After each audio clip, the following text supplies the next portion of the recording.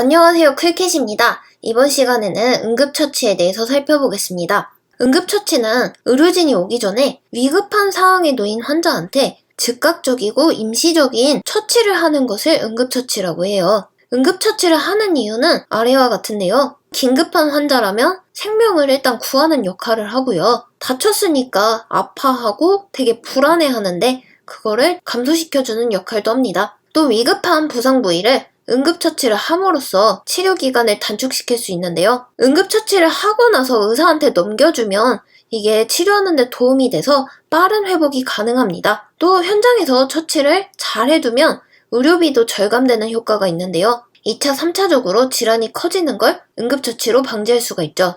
응급처치를 할 때 우선시해야 하는 기본 사항이 있습니다. 제일 중요한 게 기도를 확보하고 유지하는 게 제일 중요한데요.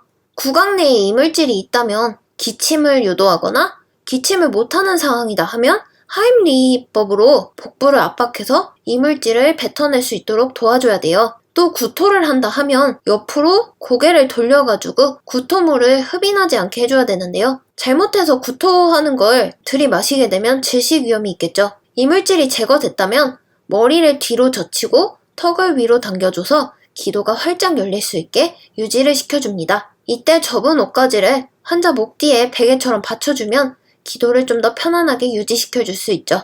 여기서 주의사항이 있어요. 이물질이 보인다고 함부로 제거하면 안 됩니다. 무슨 얘기냐면 아기가 뭔가 못 같은 걸 삼킨 거예요. 그래서 목에 이물질인 못을 발견했는데 이걸 함부로 뽑으면 안 된다는 거죠. 손가락을 집어넣어서 함부로 뽑다가 점막이나 다른 곳이 더 크게 손상될 수가 있기 때문입니다. 또 지혈하는 게 중요한데요. 출혈이 나면 위험한 이유가 혈액량이 감소하면서 출혈성 쇼크가 올 수 있기 때문에 위험해요. 그래서 성인 같은 경우는 체중의 7%, 소아 같은 경우는 체중의 8, 9%가 혈액으로 이루어져 있는데 그 중에서도 혈액량의 15에서 20%를 손실했다 하면 생명이 위험하고요. 30% 이상으로 출혈을 하면 사망 위험이 높습니다. 그래서 출혈이 심하다면 빨리 지혈을 하는 게 중요하다고 볼 수 있어요. 또 상처를 보호하는 걸 우선시 해줘야 되는데요. 심각하게 다쳤다 하는 부위는 소독 거즈로 응급처치를 한 다음에 붕대로 드레싱 해주는 게 필요합니다. 또 한 번 사용한 거즈는 재활용해서 또 상처를 닦아주고 하는 걸 금지하고 있는데요. 그 이유는 감염될 위험이 있기 때문이죠. 그래서 거즈를 쓸 때는 항상 청결하게 소독된 거즈를 사용하는 거 염두해 주세요. 응급처치를 할 때 지켜야 하는 기본 사항이 있습니다. 긴박한 상황이라면 구조자는 자신의 안전을 최우선해야 돼요. 다른 사람 구하러 갔다가 나도 같이 크게 다치거나 사망을 하면 피해가 더 커지겠죠. 구조를 할 때는 항상 자신의 안전을 최우선 해줘야 되고요. 응급처치를 할 때는 사전에 보호자가 있다면 보호자한테, 당사자가 의식이 있다면 당사자한테 이해와 동의를 얻어줘야 돼요. 괜히 흉부 압박하고 막 이러고 있는데 성희롱으로 오해받을 수도 있잖아요. 그리고 응급 상황이라고 당황하거나 흥분하지 말고 침착하게 사고의 정도, 환자 상태가 어떤지, 사고 시기가 언젠지 이런 것들을 확인합니다. 이때 불필요한 환자의 움직임은 최소화하는 게 좋겠죠. 응급처치를 하는 동시에 119나 병원 등의 응급구조를 요청하면 더 빠르게 처치할 수 있을 거예요. 환자를 관찰하면서 손상 부위가 있다면 처치를 해주는 게 응급처치겠죠. 하지만 불확실한 처치는 안 하는 게 좋습니다. 괜히 어설프게 처치했다가 더 상태가 나빠지거나 심한 경우 불구가 될 수도 있겠죠. 구급차를 사용할 경우 비용이 발생하기도 하는데요. 119를 이용할 경우에는 지역이 어디든 거리가 어디든 환자가 몇 명이든 상관없이 무료입니다. 하지만 중앙응급환자 이송단이나 사설 앰뷸런스를 썼을 경우에는 환자 이송료가 발생하는데요. 미터기 정산을 하기 때문에 킬로미터당 얼마 이런 식으로 비용이 나올 수 있습니다. 응급처치의 기본 체계도를 알아볼게요. 환자를 발견했다 하면 제일 먼저 확인하는 게 의식 상태예요. 의식이 있는지 없는지 확인을 하고요. 의식이 없다면 이 사람이 호흡이 정상인지 비정상인지 확인을 합니다. 그래서 정상적으로 호흡을 하고 있다면 회복을 할 수 있게 자세를 잡아주고요. 호흡이 좀 비정상적이다, 호흡을 하지 않는다 한다면 심폐소생술을 해줍니다. 의식이 있을 경우에는 호흡곤란을 겪는지 아니면 다른 외상이 있는지 살펴보는데요. 호흡곤란이 있다면 기도에 이물질이 있는지 확인을 하고요. 이물질이 있다면 기침 유도나 아까 봤었던 하임리히 요법으로 복부를 밀어내어 이물질을 제거합니다. 하지만 구강 내 기도가 깨끗하다면 의자에 앉혀서 안정을 취해주는데요. 의자에 이렇게 똑바로 앉아 있어야 우리의 폐가 최대한 넓어져서 숨쉬기가 가장 편하다고 합니다. 그래서 외상이 있는지 살펴보면 출혈이 있는지 보고 골절이 있는지 보고 화상이 있는지 보는데요. 출혈이 있다면 빨리 지혈을 해주고요. 골절이 있다면 부목으로 고정을 해줍니다. 화상 환자라면 빨리 화상 응급처치를 해줘야겠죠. 그래서 외상 상태에 따른 응급처치 방법을 자세히 살펴볼게요. 먼저 출혈이 났을 경우에요. 출혈이 심할 경우에는 호흡수가 올라갑니다. 빠르고 약한 호흡으로 숨쉬기가 힘들고요. 맥박도 같이 상승해요. 피가 모자라기 때문에 맥박이 약하지만 빠르게 뜁니다. 그리고 체온은 떨어져요. 그 이유는 따뜻한 혈액이 다 빠져나갔기 때문이죠. 혈압도 내려가는데요. 피가 모자라기 때문에 압력이 약해지는 거죠. 그리고 반사작용도 둔화되고 탈수 갈증 증상이 나타나고 동공이 확대되며 두려움과 불안함 증상이 나타납니다. 또한 차고 축축한 피부가 특징입니다. 구토 증상이 일어날 수가 있는데 피가 모자라기 때문에 어지러워서 그런 거죠. 출혈 환자를 봤다면 일단 편하게 눕히고 조이는 옷을 풀어서 호흡을 편안하게 해주는 게 중요합니다.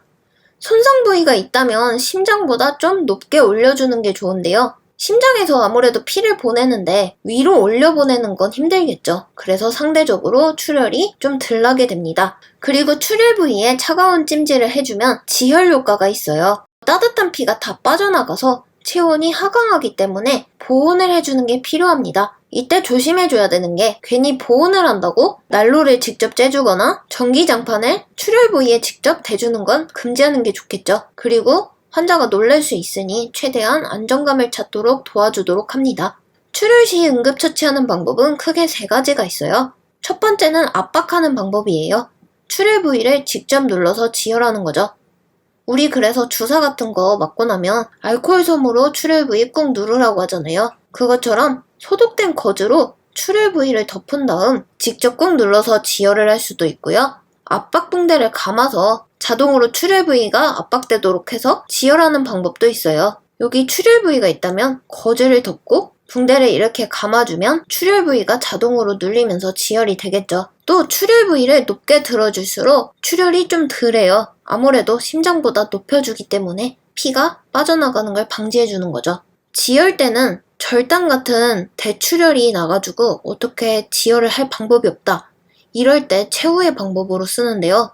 피부 괴사가 올 수 있기 때문에 지혈대 사용 시간을 주기적으로 확인을 하고 지혈대를 언제 썼는지 시간도 체크해줘야 됩니다. 아무래도 좁은 띠를 사용하면 살갗을 더 파고들겠죠. 그러면 괴사가 더 빨리 오기 때문에 지혈대를 사용할 거면 5cm 이상으로 넓은 띠를 사용해줍니다. 또 무릎이나 팔꿈치 관절 부위에는 괴사 위험이 있어서 지혈대를 적용하지 않아요. 다음은 화상을 살펴보겠습니다. 화상의 원인은 여러 가지가 있는데요. 일단 뜨거운 것 때문에 화상을 입은 거죠. 열이나 증기, 뜨거운 액체를 쏟았거나 뜨거운 물체를 만졌거나 이래서 화상을 입는 경우고요. 방사선 물질 잘못 건드렸거나 아니면 전기로 인해 화상을 입을 수도 있겠죠. 또 태양열이 너무 강하거나 자외선이나 너무 강한 빛을 쬐어도 화상을 입을 수 있습니다. 부식성이 강한 강산이나 강염기 같은 화학물질이 닿았을 때도 화상을 입을 수 있겠죠. 화상은 크게 1도, 2도, 3도 화상으로 나눌 수가 있는데요. 1도 화상인 경우에는 피부 바깥층인 표피에만 화상을 입은 경우예요. 1도 화상이 있다면 좀 부어오를 수 있어요. 그리고 화상 부위가 좀 붉게 올라오고 통증도 있을 수 있습니다. 하지만 약한 화상이기 때문에 흉터 없이 금방 회복이 됩니다. 2도 화상은 부분층 화상이라고도 하는데요. 표피 아래 진피가 있는데 이 두 번째 층인 진피까지 손상되는 케이스예요. 수포가 생기고 발적도 있고 통증도 있고 표피 부분이 얼룩이 생길 수도 있습니다. 상처가 있기 때문에 그 부위로 감염이 되지 않도록 조심해줘야 돼요. 3도 화상은 피부 전체가 화상을 입은 경우인데요. 피하 지방이랑 심한 경우는 근육층까지 타버린 케이스예요. 피부가 다 탔기 때문에 맨질맨질하면서 회색과 검은색을 띠고 있습니다. 체액도 다 타버렸기 때문에 피부가 매우 건조하고 통증도 느낄 수가 없어요. 피부 감각을 느끼는 부분까지 다 탔기 때문이죠. 그래서 1, 2도 화상이라면 흐르는 물에 한 15분에서 20분 정도 씻어 내려주면 좋은데요. 이때 얼음물 같은 너무 찬물을 쓰면 오히려 피부에 자극이 돼서 통증이 더 심해져요. 그렇기 때문에 그냥 실온에 조금 차가운 물로 위에서 아래 방향으로 흐르는 물에 씻어주면 돼요. 3도 화상인 경우에는 물에 적신 천으로 덮어주어서 열기를 빼주는 응급처치를 해줍니다. 화상 응급처치를 할 때 주의사항이 있어요. 옷이 피부에 들러붙은 경우 강제로 떼면 안 됩니다. 교과서에서는 옷을 오리지 말라고 돼 있는데요. 서울 성모병원의 화상 환자 대처법을 살펴보면 불에 탄 옷은 평소처럼 막 벗기기보다는 살에 붙었는지 살피면서 가위로 제거하라고 돼 있습니다. 일단 중요한 것은 옷에 살이 붙었다면 강제로 떼지 말고요. 상처 부위를 수건으로 닦거나 자극을 주는 그런 행동은 하지 않는 게 좋겠죠. 또 피부에 통증이 있다고 해서 민간요법으로 된장, 간장, 기름, 바셀린 이런 거 바르는 사람도 있고요. 화상 입었다 해서 함부로 화상 연고를 바르는 사람도 있습니다. 하지만 피부에는 일단 함부로 바르지 말고 병원에 빨리 가는 게 중요한데요. 어차피 화상 환자한테 화상 연고를 발라준다면 화상 치료를 하기 위해서 연고를 다시 닦아줘야 돼요. 병원에서 다 연고 닦아내야 되는데 상처를 건드니까 화상의 통증이 더 심해지겠죠. 그리고 병원에 가기까지 응급처치로 이렇게 연고 잠깐 발라놓는 거는 치유 효과도 없어요. 그래서 어차피 치유 효과도 없는 거 괜히 발라서 통증을 유발할 이유는 없겠죠. 그래서 화상 연고나 바셀린 이런 것도 함부로 바르면 안 됩니다. 상처 부위는 그냥 깨끗한 소독 거즈로 덮어만 주세요. 골절까지 있다면 무리하게 드레싱하면 안 됩니다. 괜히 압박하고 쪼이다가 골절이 더 심해질 수 있겠죠. 물집이나 수포가 잡혔다면 함부로 터뜨리지 말고요. 만약에 물집이 터졌다 하면 물 대신에 생리식염수로 닦아주는 게 좋겠죠. 또 화상을 입었다면 부종이 생겨서 부어오를 수가 있어요. 그래서 더 부어오르기 전에 장신구나 반지 이런 거 빨리 빼두는 게 좋습니다. 만약에 약품 화상이라 한다면 약품을 빨리 씻어내는 게 최고의 응급처치겠죠. 화상 환자를 이동시킬 때는 화상 부위가 위쪽으로 오게 조치를 해야 됩니다. 화상 부위가 아래로 눌리면 아래 들 것이랑 또 피부가 붓고 이러면 더 골치 아프잖아요. 그래서 화상 부위는 최대한 위쪽으로 오게 조치를 해주고요. 화상 부위가 더 손상이 안 되도록, 감염이 안 되도록 조심해줘야 됩니다. 다음은 심폐소생술을 볼게요. 우리가 골든타임을 4에서 6분 정도 잡고 있는데요. 심정지가 왔을 때 산소 공급이 제대로 안 된다면 뇌에 손상이 오고 이는 복구가 안 됩니다. 그래서 우리가 인공호흡과 인공순환을 시도해서 심장과 뇌에 산소를 공급하고 손상을 최소화하기 위해 심폐소생술이라는 응급처치를 하고 있어요. 만약에 의식을 잃은 환자를 봤어요. 그러면 심정지가 왔는지 확인이 필요하겠죠? 환자한테 여보세요, 괜찮으세요? 하고 어깨를 살짝 두드려서 자극을 주는 거죠. 그러면서 의식 상태를 확인합니다. 반응도 없고 의식이 없는 것으로 판단됐다 하면 119에 바로 연락을 해야겠죠. 심정지 위험이 높기 때문에 최근에 개정된 단어로 자동 심장 충격기를 가져오라고 요청을 해야 됩니다. 그리고 호흡 상태를 확인하는 게 필요한데요. 일반인인 경우에는 이 사람이 정상호흡인지 비정상호흡인지 파악이 어렵습니다. 119에 전화를 해서 이 의료 전화 상담원의 도움을 받아 호흡 상태나 이런 걸 지도를 받는 게 필요하겠죠. 심폐소생술의 순서는 CAB로 기억을 해주시면 좋은데요. 가슴 압박의 체스트, 기도 개방의 에어웨이, 인공호흡의 브리딩에 약자를 따와서 CAB 순으로 하고 있어요. 그래서 가슴 압박은 30회를 진행을 합니다. 단단하고 평평한 곳에 환자를 눕히고 흉골 아래 2분의 1 지점을 손꿈치로 팔을 곧게 펴서 체중을 실어가며 엄청 강하게 눌러줘야 돼요. 얼마나 강하게 눌러야 되냐면 5cm 정도로 강하게 눌러줘야 됩니다. 소아 같은 경우는 4, 5cm라고는 하는데 어쨌든 5cm로 기준을 잡아두면 기억하기 쉽겠죠. 빠르기는 1분에 100회에서 120회 속도로 해주면 되고요. 가슴 압박 후에 인공호흡을 할 건데 이 비율은 30대 2 비율로 해주고 있어요. 가슴 압박을 일단 해줬다면 기도 개방을 해줍니다. 기도에 분비물이나 이물질이 있는지 확인을 해주고요. 기도 확보를 위해서 머리를 뒤로 제치고 턱을 들어 올려줍니다. 이때 조심해줘야 되는 게 떨어진 환자예요. 그래서 경추 손상이 의심되는 환자한테 머리를 젖히면 경추가 아작나겠죠. 경추 손상이 의심된다면 함부로 머리를 젖히지 말고 그냥 턱만 살짝 들어서 입을 벌려주는 정도로 기도를 개방합니다. 다음은 인공호흡을 2번 시행할 거예요. 기도가 유지되어 있는지 확인을 하고 코를 엄지와 검지로 꽉 막습니다.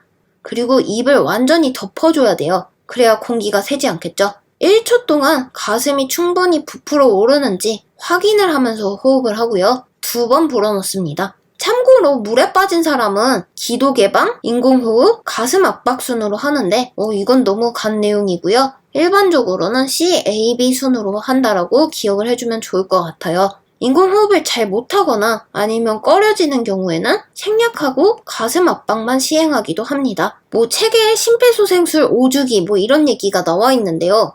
내용이 좀 헷갈리게 돼 있어요. 우리가 가슴 압박 30번, 인공호흡 2회를 1주기로 보고 있는데 이걸 5번 하라는 뜻이에요. 심폐소생술을 하는 동안 자동 심장 충격기 AED를 가져왔어요. 그러면 제일 먼저 해야 되는 게 전원을 켜는 거예요. 이 전원을 켜는 게 너무 당연한데 문제의 보기에서 나오면 생각을 못하는 경우가 많습니다. 제일 중요한 거는 전원을 켜주는 거고요. 환자 기준으로는 여기가 오른쪽이고 여기가 왼쪽이죠. 그래서 오른쪽은 빗장뼈, 쇄골 아래쪽에 붙여주고요. 왼쪽은 가슴 아래와 겨드랑이 중간 부위에 부착을 해줍니다. 그러면 심장 충격기가 심장 리듬을 분석을 하는데요.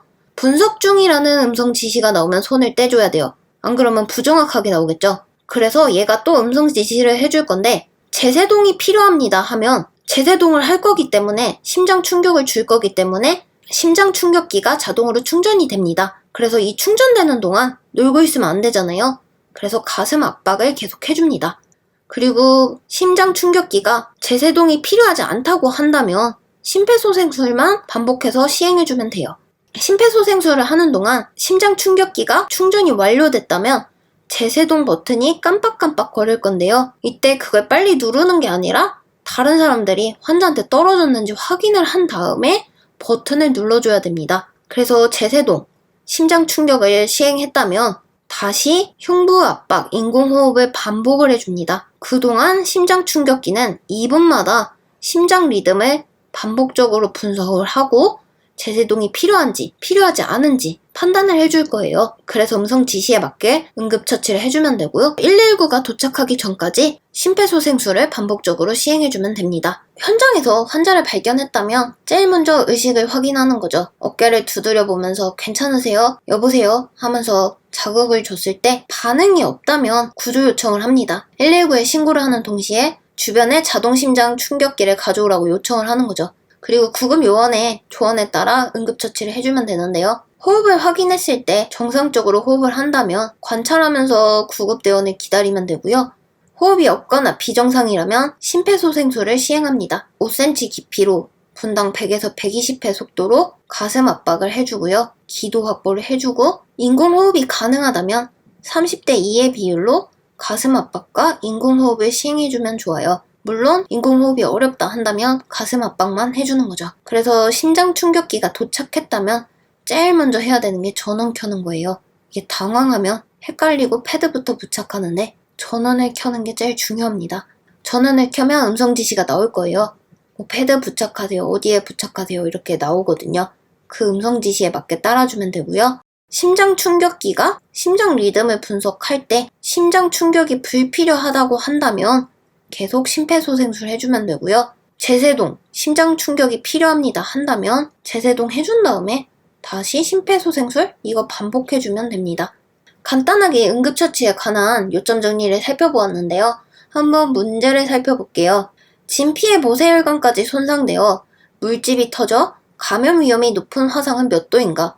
물집과 수포가 생기는 화상은 2도 화상이었습니다. 자동심장 충격기 사용 시 패드 2개가 있었는데요. 이거는 오른쪽은 빗장, 쇄골 아래 붙이고 왼쪽은 가슴 아래 중간 겨드랑이 쪽에 붙인다고 했습니다. 응급처치 시 중요한 기본사항이 아닌 것은 기도 확보 제일 중요하고요. 지혈 중요하고요. 상처 보호 중요한데요. 빠른 이송은 해당 사항이 없었죠. 응급처치의 일반적인 원칙입니다. 긴박한 상황이라면 구조자는 환자의 생명을 가장 우선시 여긴다? 나의 생명을 가장 우선시 여긴다고 했어요. 그리고 사전에 당사자 또는 보호자한테 이해와 동의를 얻고 성추행으로 오해받을 수도 있으니까요. 구조 요청을 할 때는 정확하고 신속하게 정보를 줘야겠죠.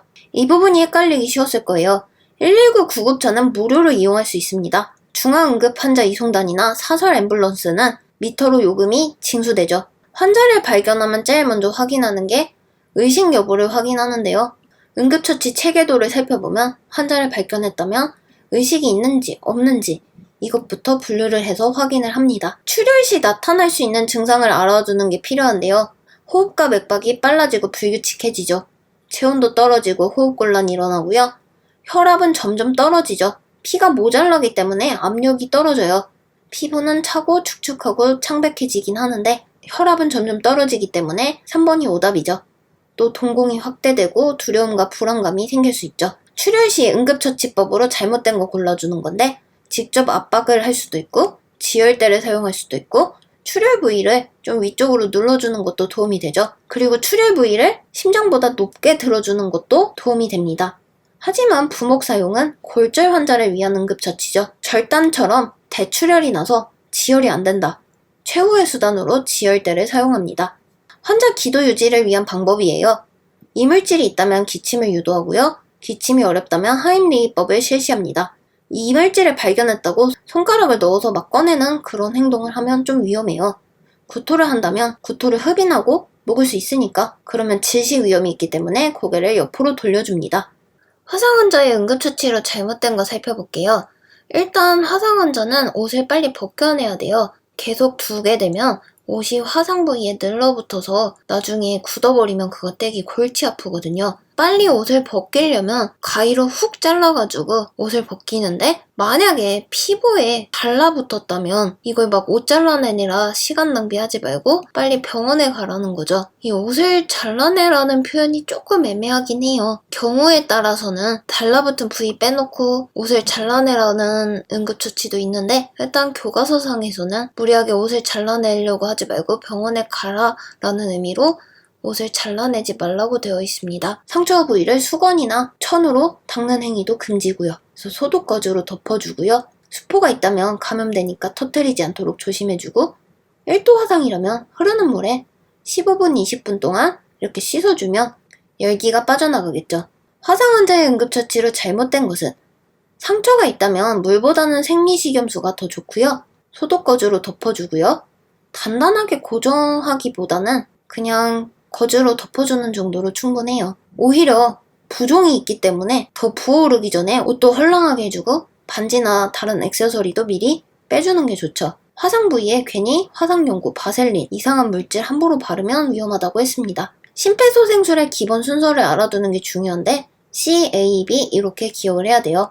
가슴 압박, 기도 유지, 인공호흡 순서죠. 그래서 가슴 압박을 할 때는 30회, 인공호흡은 2회 이렇게 1주기로 봐서 총 5번의 주기를 기본 사이클로 하고 있고요. 압박 속도는 1분에 100에서 120회 정도 해주고 깊이는 5cm 깊이로 해줍니다. 자동 심장 충격기는 2분마다 환자의 심장 리듬을 자동으로 분석을 하고 제세동 심장 충격이 필요한지 아닌지 확인을 해주죠. 자동 심장 충격기 사용법으로 잘못된 것은 심장 충격기가 오면 제일 먼저 전원을 켜줘야 됩니다. 패드부터 부착하면 안 되죠. 그래서 부착 위치는 오른쪽은 쇄골 아래, 왼쪽은 가슴 아래와 겨드랑이 중간쯤 부위로 해주면 되고요. 심장 충격 버튼, 제세동 버튼 누르기 전에 환자 주변에 사람들이 다 떨어져 있는지 확인을 하고 실시를 해줘야 되고 심장 충격기는 2분마다 환자의 상태를 분석해서 제세동이 필요한지 아닌지 판단을 해주죠. 그래서 전원부터 켜는 게 중요하다. 요거 염두에서 봐주시면 될 것 같습니다.